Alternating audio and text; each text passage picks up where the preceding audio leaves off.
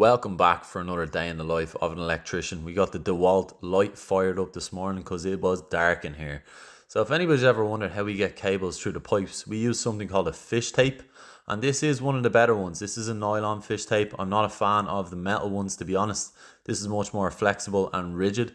And it's great for pulling the cables. Now when you're taping this onto your cables, you got to stretch that tape around it, as you see there. Pull and stretch.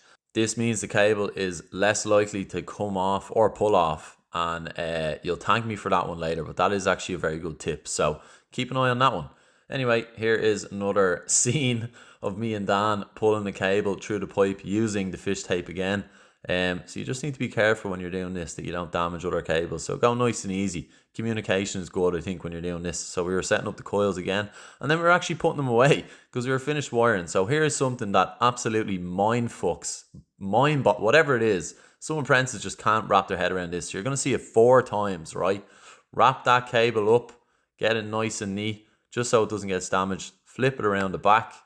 Bring it through. It's like tying your shoelaces. Once you get it, you'll never forget it. But this is something that just, I don't know, some lads cannot get their head around this, and it's really not hard. So one more time for everyone in the audience. There you go. Round the back, pull it through, send it through the loop, as you can see here, and pull it tight. And that will keep your coils nice and neat.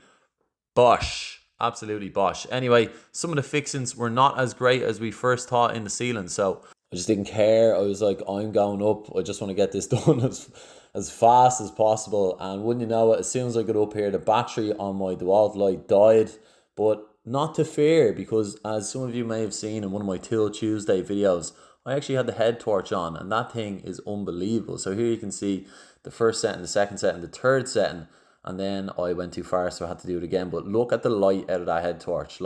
So then I was getting the timber into position here over where the screw holes were that had actually pulled out. This just happened when we were wiring. We thought they were good fixings, but it turns out they just weren't. So listen, quick fix. It was actually easy enough to get up into the attic and sort it out. So it could have been worse, to be honest. So here you can see me doing a click. Now when you finish clicks, there's a little technique for getting these up into the actual U-box or whatever box it is. So I like a bit of a twist and push. Everyone has their own way of doing it, but I think when you do it like this, it just gets it up into that box a little bit easier.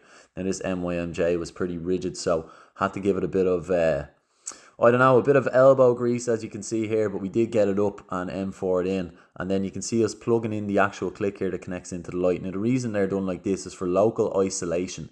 Basically means that if anyone's doing maintenance, they can plug out the light at the source and not have to worry about getting electrocuted. Anyway, that's been it from me. I'll see you for another video tomorrow.